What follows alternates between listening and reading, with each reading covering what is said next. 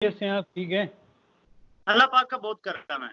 अच्छा, आप चूँकि सोशल मीडिया पे बहुत ज़्यादा एक्टिव हैं, एक थोड़ा-सा मुझे गाइड करें। मैंने अभी एक का गरीदा फ़ारूकी का एक चल रहा था पोल, आपने भी जी देखा जी होगा। जी जी जी। उसमें पीएमएलएन पहले जब स्टार्ट हुआ, पीएमएलएन नंबर 1 थी, पीटीआई नंबर 2 थी और 2% भी नहीं थी पीपल्स पार्टी। फिर सही। अचानक पीपल्स पार्टी जीत गई। तो इसमें रिगिंग पॉसिबल है या पेड बंदों से कराया जाता है? असल में मैं पहले देख नहीं सका क्योंकि गरीदा फारूकी ने मुझे ब्लॉक किया हुआ है सोशल मीडिया पे। अच्छा।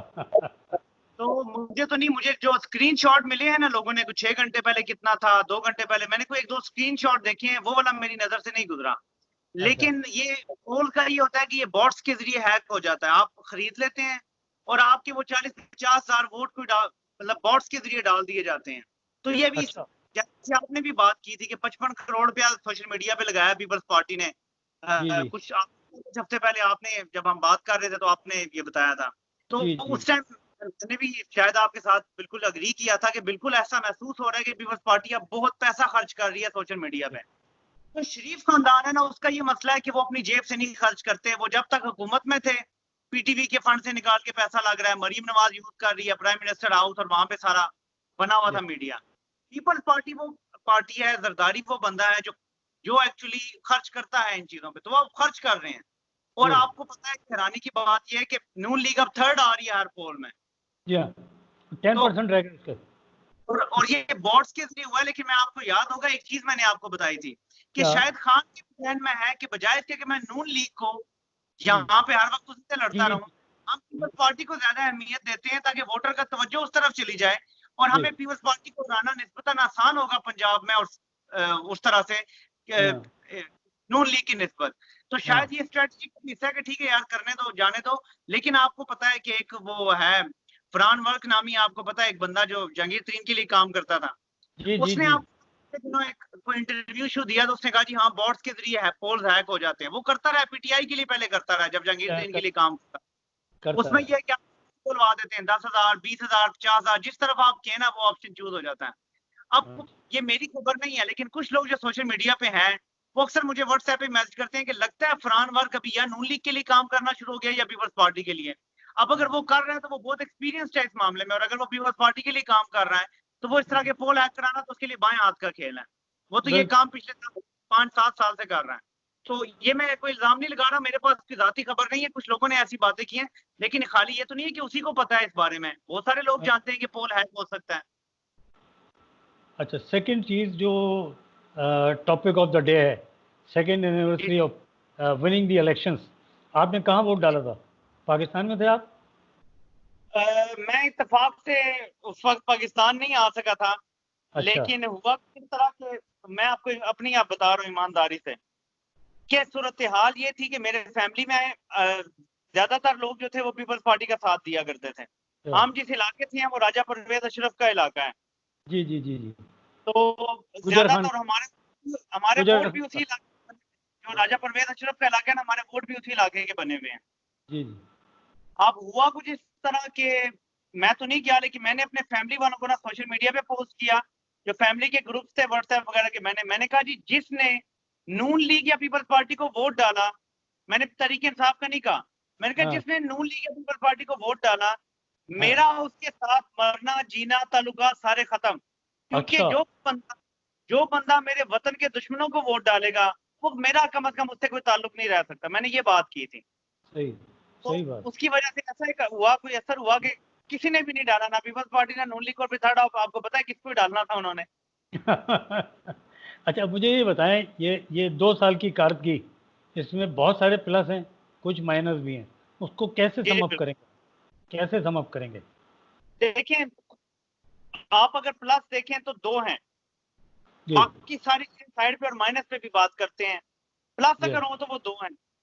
सबसे बड़ा जी। प्लस ये है कि आपको पता ही है, आप खुद कारोबार करते हैं, कि पाकिस्तान दिवालिया हो चुका था। सिर्फ हमने जी। ऑफिशियली बैंक डिक्लेयर करनी थी, ये हाल था। एक जी। उससे बचा दिया गया जिसका आवाम को एहसास नहीं है, कभी होगा भी नहीं। जी। इसका कभी क्रेडिट नहीं मिलेगा इमरान खान को। लेकिन जो बंदे नॉलेज रखते हैं, जो मेरी तरह के लोग इकोनॉमी को भी देखते हैं, पढ़ते रहते हैं, स्टेट बैंक की वेबसाइट पे जाके मगज सफाई करते रहते हैं, आईएमएफ की देखते रहते हैं, वर्ल्ड बैंक के सारे फिगर देखते रहते हैं और सारा, मुझे अच्छी तरह पता है कि ये सबसे बड़ा कारनामा है इस मुल्क का, जो इस मुल्क को दिवालिया होने से बचा लिया है। कोई भी और सही। हुकूमत होती तो हमारे पास दो ऑप्शन होते, या हम बैंकरप्सी डिक्लेयर कर देते, या हम अपने एडमी असासे दे देते और उसके बदले हम बेल आउट पैकेज ले लेते। तीसरा कोई ऑप्शन नहीं था। इस हुकूमत ने ना बैंकरप्सी डिक्लेयर की, ना एडमी असासे गिरवी रखवाए, बल्कि उल्टा हम 7 या 6 दर्जे हमारी बेहतरी आई है रैंकिंग में कि हम एडमी असासे हमारे महफूज हैं। ये एक बड़ा जी कारनामा है। और दूसरा दो कारनामे मिक्स कर लेते हैं। एक ये कि इंडिया को, आपको याद होगा 2016 में इंडिया ने एक सर्जिकल स्ट्राइक का दावा किया था, तब जी जी नवाज जी शरीफ के कोई जवाब हमने नहीं दिया था इंडिया को, इवन सफारती जवाब भी नहीं दिया था हमने इंडिया को उसका।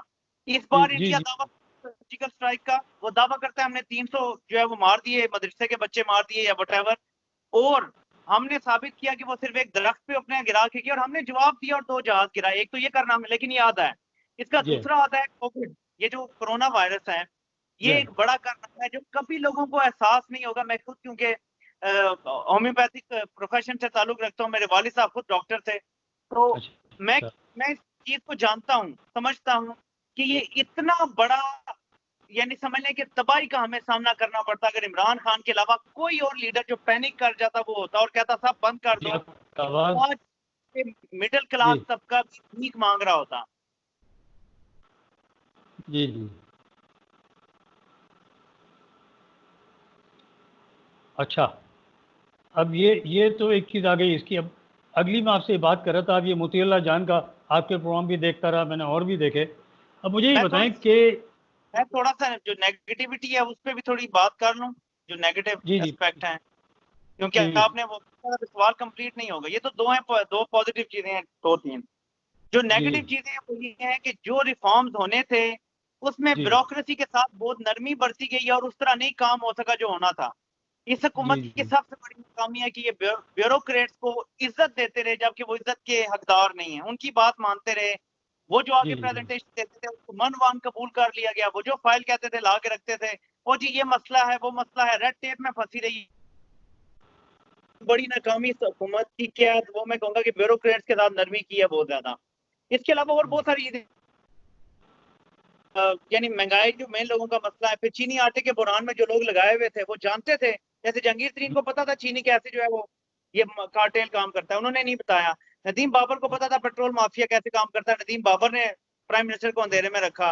इस तरह के और बहुत सारे लोग हैं जो टीम में मौजूद हैं जिन्होंने वज़ीर आज़म को अंधेरे में रखा, और ये नाकामी है हुकूमत की। तो कामयाबी भी आपको बता दी है जो कि बहुत बड़ी है, और नाकामियां भी हमारे सामने है जो मैंने आपके साथ जिक्र कर दिया है। बहरहाल आगे आने वाले साल में कामयाबी देख रहे हैं, क्योंकि जब खान साहब एक चीज़ साबित हो गई कि वो सॉफ्ट हार्टेड हैं या मर्दम शनास नहीं है, या इर्द गिर्द लोग इनके ऐसे आ गए जो मिसगाइड हो जाते हैं। लीडर अगर मिसगाइड हो जाए तो माजरत के साथ फिर वो लीडर नहीं होता। लीडर वही होता है जो सुनता सबकी है, फैसले अपने करता है और किसी के आगे मिसगाइड नहीं होता। क्योंकि खान के साथ ISI की रिपोर्टिंग भी है, IB की रिपोर्टिंग भी है, MI की रिपोर्टिंग भी है। जी नहीं आने वाले देखिए, साल क्या देखें? एक, एक बात तो आपको भी माननी पड़ेगी कि सिराजुद्दौला के साथ भी एक मीर चिपक गया था, और टीपू सुल्तान जैसे जीदार बंदे के साथ अब उसको तो गोरे भी मानते हैं कि वो बहुत बड़ा लीडर था, बहुत बड़ा जी जंगजू था, बहुत बड़ा लीडर था। अपने उसने कौम को जो है वो ऐसे लड़ने मरने शहीद होने, इवन हिंदुओं को उसने तैयार कर लिया था कि वो उसके लिए लड़ते थे, जान जी देते थे उसके लिए। वो भी जी धोखा खा गया। मीर सादिक और मीर जाफिर ने इन दोनों को, सिराजुद्दौला को और इसको धोखा, जिसकी जो बुनियाद फिर बना अंग्रेजों के 150 साल यहाँ पे हुकूमत करने की, बड़े से बड़ा धोखा खा जाता है इसलिए कि वो अपने उसमें सोच रहा होता है कि मैं जितना डीप जा रहा हूं, मैं जितना इस चीज को ठीक करना चाहता हूं, मेरे साथ वही बंदे आके बैठेंगे जो मेरे नजरिए के साथ हैं। इसमें फिर जो चिकनी चुपड़ी बातें कर लेते हैं लोग, उनके धोखे में आप आ सकते हैं, मुमकिन है कि आप आ जाएं। और खान का एक मसला है, और ये इसकी हमें बुराई नहीं करनी चाहिए। हम कहते हैं यार चलाक यार बंदा जो है ना वो ठीक है।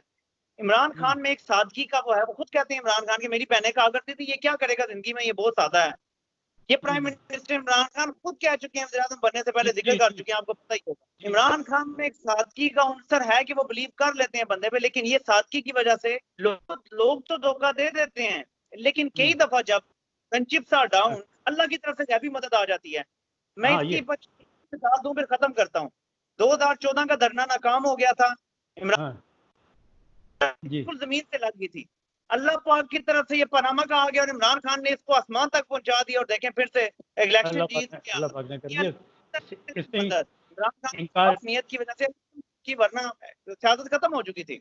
बिल्कुल सही बात, बिल्कुल सही बात है। अच्छा वक़ार, एक चीज़ आपने भी सिराजुद्दौला और टीपू सुल्तान की बात कही।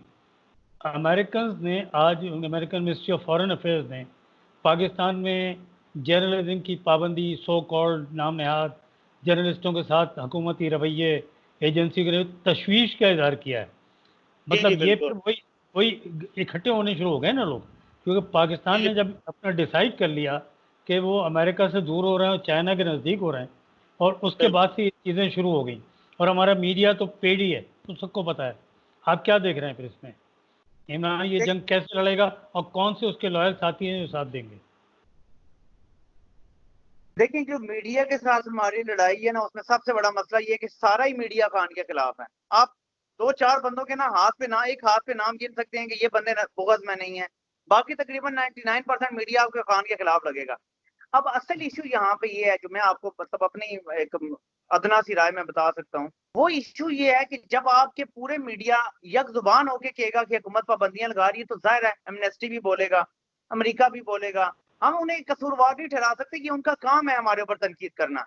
कसूर यहाँ भी घर के बेदियों का है जो लंका डाल रहे हैं, मगर यहाँ ये के पेड लोगों का। नहीं है, ये यहाँ के जो लोग लंका ढा रहे हैं ये पेड नहीं है, इनके बिल्कुल पीछे से पैसा पेड़ नहीं आ रहा। है, लेकिन समझे ना? है तो पाकिस्तान का खाते हैं ना, यहीं से हाँ, अरबपति। हमारे कई हाँ, साथी अरबपति बन चुके हैं। हाँ जी, खा हाँ। खा के वो करोड़पति नहीं रहे, अरबपति रहे। करोड़ों की तो सिर्फ गाड़ियां हैं उनके पास। उनके पास वो और गाड़ियां जो शायद उधर आजम भी नहीं इस्तेमाल करते। औकात तो ये ये तो लोग। उससे जी जी अगला बिल्कुल। स्टेज आ गया। सॉरी, आपकी बात काट दी मैंने। उससे अगला स्टेज आ गया, हुकूमत पे तनकीद कर लें बुराई नहीं है, खान की ज़ाती बातों में कीड़े उछाल लें, हमें बुरा लगेगा, चलो एक हद तक हो गया। ये फ़ौज के पीछे जिस हाथ से पड़े हैं, ये आजकल ये प्रूव करने में लगे हुए हैं कि फ़ौज का हर जनरल करप्ट है। ये प्रूव करने में लगे हुए हैं। इसके पीछे एक पूरा एजेंडा है। और जो खुदा न करे कल को मसला होता है, तो आप ये चाह रहे हैं कि आपकी कौम डिमोरलाइज होकर पीछे हो जाए। आपकी क्या बात है? देखें बिल्कुल यही बात है। किसी भी कौम को जब खत्म करना है ना, तो उसके सिक्योरिटी के इदारे को एक तो कमजोर कर दो, दूसरा आवाम के दिल में नफरत डाल दो। लिबिया की मिसाल हमारे सामने है।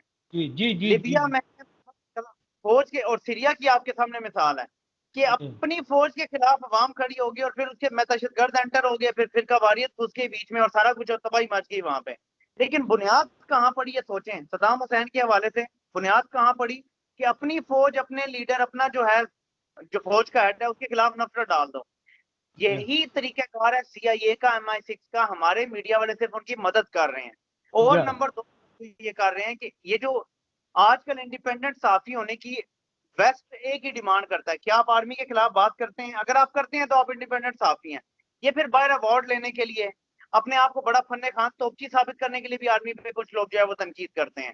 तो ये मिक्स ऑफ एवरीथिंग है बीच में। पाकिस्तान को नुकसान भी पहुंचाना है, अपने लिए अवार्ड, अपने लिए बड़े बड़े, आपको पता है फ्यूचर इनके लिए सिक्योर तो रखना है कि कभी पाकिस्तान में अगर हमारे ऊपर हाथ पड़ गया तो ये सारे भाग जाएंगे। अगर कभी जेन्युइन एहसाब हुआ मीडिया का भी यहाँ पे, ये इनमें से 75% भाग जाएंगे यहाँ से। बिल्कुल भाग जाएंगे। लेकिन आप एहतसाब होता हुआ देख रहे हैं मौजूदा अदलिया की मौजूदगी में, जो जजेज हैं। मसला सिर्फ अदलिया का नहीं है, हमारा पूरा सिस्टम रोटन है। मैं अक्सर कहता हूँ, लोग मेरी बात का बुरा भी मना जाते हैं कि लोग जो वकला वगैरह वीडियोस देखते हैं। मैं ये हमेशा कहता हूँ कि ये जो 73 का आइन है और इसमें बहुत सारी तब्दीलियां भी हुई हैं, ये बनाने वालों ने बनाया ही ऐसे है कि इसमें सजा किसी को ना हो और अवाम ट्रक की बत्ती के पीछे लगे रहे बस। इसमें कुछ बुनियादी तब्दीलियों की जरूरत है। हकूक नहीं होने चाहिए, बल्कि वो फराइज होने चाहिए रियासत के। जी अवाम को ये हकूक दे दिए गए हैं, इनको रियासत का फर्ज बनाया जाए, और जब रियासत ना वो पूरा करे तो उसके लिए पेनल्टी हो। फॉर एग्जाम्पल, एक हुकूमत अगर नहीं वो पूरा कर सकती जो लिखा है आइन में, तो हुकूमत को घर जाना पड़ेगा, ये आइन में लिखना पड़ेगा कि इतनी आइन मुद्दत तक फलां फलां परसेंट हमारी अगर शरह ख्वानगी नहीं होती, तो वो हुकूमत 2 साल में या 3 साल में ऑटोमेटिकली डिसॉल्व हो जाएगी अगर वो नहीं कर सकती। कुछ ना कुछ हमें आइन में ऐसी बुनियादी तब्दीलियां इंसाफ के हवाले से करनी पड़ेंगी कि अगर फॉर एग्जाम्पल नैब के रूल्स बनाने पड़ेंगे, अगर 1 महीने के अंदर नैब का केस मंतकी अंजाम तक नहीं पहुंचता, तो जिस जज की अदालत में है और चेयरमैन नैब दोनों मुस्ताफी हो जाएंगे। जा ऐसे कवानीन हम बनाएंगे तब जाके ये मामला होगा। तो कवानीन में खराबी है। उसके बाद कवानीन दूसरी चीज है। है, नहीं, अपने मैं, बंदे मैं लगाए में हर जगह। हाँ, मैं थोड़ा सा आपको इसमें ऐड करूंगा। कवानीन में तो कमजोरी है, लोगों में भी है ना। एक बंदा जिसको जमानत पे रिहा किया हुआ था, उसने कल पिंडी में 9 आदमियों को जान से मार दिया, जिसमें बच्चे भी थे, जिनमें वो प्रेग्नेंट खवातीन भी थी और जिनमें मर्द भी थे। अब वो आदमी खुद जमानत पे रिहा हो गया था। तो हमारी अदालतें करती क्या है? ये तो जजेज है ना जो रिहा देते हैं, उनके पास वो भी इख्तियार है कि वो जमानत ना दें। दिल खोल के इजहार किए हैं, मैंने तो दिल खोल के इजहार किया है, मैंने वीडियो भी अपलोड कर दी है इसके हवाले से, पता नहीं आपकी नजर से गुजरी है या नहीं। देखिए मैं मैंने इस देखी। मामले में मैं इस मामले में बहुत दुखी हूँ कि एक कत्ल के मुजरिम को, मुलजिम को आप कैसे जमानत दे सकते हैं? मैं समझने से कासिर हूँ। वेस्ट में एक रूल फॉलो किया जाता है, किसी बंदे को जब जमानत देने लगते हैं ना, अदालत एक सवाल पूछती है दोनों वकला से, क्या ये बंदा बाकी अवाम के लिए खतरा साबित हो सकता है? अगर वो कातिल है तो वो हो सकता है, अगर एक बंदे को जो कत्ल कर सकता है वो कई को कर सकता है। बिल्कुल। फिर इस्लामी मुल्क में तो ये ज्यादा होना चाहिए, क्योंकि कुरान ये कहता है कि जिसने एक बंदे को कत्ल किया गोया पूरी इंसानियत को कत्ल कर दिया, मतलब वो पूरी इंसानियत को कत्ल कर चुका है, तो जाहिर है वो खतरा है सबके लिए। ऐसे बंदे को जमानत देना तो सवाल ही पैदा नहीं होना चाहिए, लेकिन दे दी जाती है। यहाँ पे लोअर लेवल पे जजेस जो हैं, वकील की जगह लोग जज कर लेते हैं। ये मसला है हमारे मुल्क का और इसको ठीक करना पड़ेगा। लेकिन ये ऐसे ठीक नहीं होगा कि हम हिम्मत हार के बैठ जाएं। ये पे हम मुसलसल जद्दोजहद हमें करनी पड़ेगी, तब जाके ठीक होगा।